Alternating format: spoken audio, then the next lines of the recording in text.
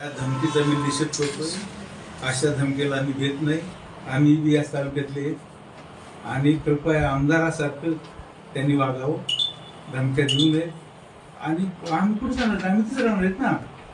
त्यामुळं त्यांचा जर काही गैरसमज असेल त्याने दूर करावा. आम्ही एकही शब्द त्यांच्याबद्दल वाईट बोललेलो नाही, बोलणार बी नाहीत. परंतु आम्हाला सुद्धा त्यांनी फुग्यावले समजू नये. आम्ही इथेच आहोत, आम्ही कोणाला भेट नाही आणि देण्याची काय करायची आम्हाला, कोण काय करणार आमचं. ते धमकी जे इकडे तिकडे ते सर्वत्र धमकी देत करतात ना, त्यांनी त्यांच्या वागणुकीमध्ये सुधारणा करावी. आमचे त्यांच्यावर भरपूर उपकार आहे. जिल्हा परिषद उपाध्यक्ष कोणी केलं, विधानसभेमध्ये घोषणा देऊन त्यांना निवडून आल्यानंतर ते मंत्री झाले. ते हे सगळे विसरले, आम्ही विसरलो नाही.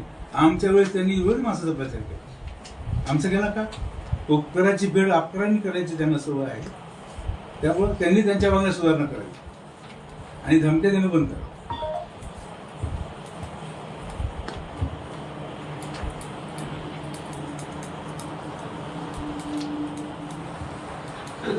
परत नाव सांगितली मोठी आहे ती, म्हणजे तुम्हाला याला सोपं जाऊन म्हणून त्याकडे नाव सांगितलं. हे बंद झालेलं नाही. तर त्यांनी विचारलं ते बंद झालेलं आहे. लायसन रद्द नाही झाले. ते काय विचारला की ते 17 कारखाने झाले म्हणजे सतरा- काय. ऐका.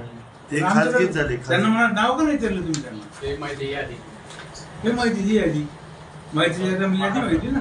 एक हा वाचा तुम्ही एकच वाचा कोणाला तरी. एकच त्याची वाचा. ते आपणास कळवण्यात येते की अमरावती विभागातील सर्व 11 सहकारी साखर कारखाने अवसायनात आहेत. यांनी डोकं म्हणून रद्द झालं ना. आपाप रद्द झालंच नाही कोणाचं. पुणे विभागाचे. पण याच्यात आपल्या बरोबर आपल्या विभागाचे आम्हाला शिकायची गरज नाही. आम्हाला सगळं माहिती. आम्हाला कोणी काय म्हणलं म्हणजे त्यांचं सांगितलं खरं असतं. आम्ही असं तक्रार करू, असं करू. आमदारांनी तक्रार करायचं का तक्रारी दूर करायच्या? आमदारांचं काय काम असतं? आलेल्या तक्रारी दूर करणे का तक्रारी वाढवणे? त्यांनी तक्रारी वाढवू नये, तक्रारी दूर कराव्यात. कारखान्याचा आपल्या मतदारसंघाचा प्रश्न आहे, तो सोडवावा. लायसन दिल्लीला जाऊन घेऊन यावं, आमच्या हातात द्यावं आणि सांगावं की बाबा तुम्ही मागणी केली, मी दिल्लीला गेलो, अमित शहाला भेटलो, हे घ्या पत्र, करा कारखाना सुरू करा. नाही तर आम्हाला म्हणावं तुम्ही नाही तर आम्हाला चालवायला द्या. 25 वर्षाचा करा त्यांच्याबरोबर करू.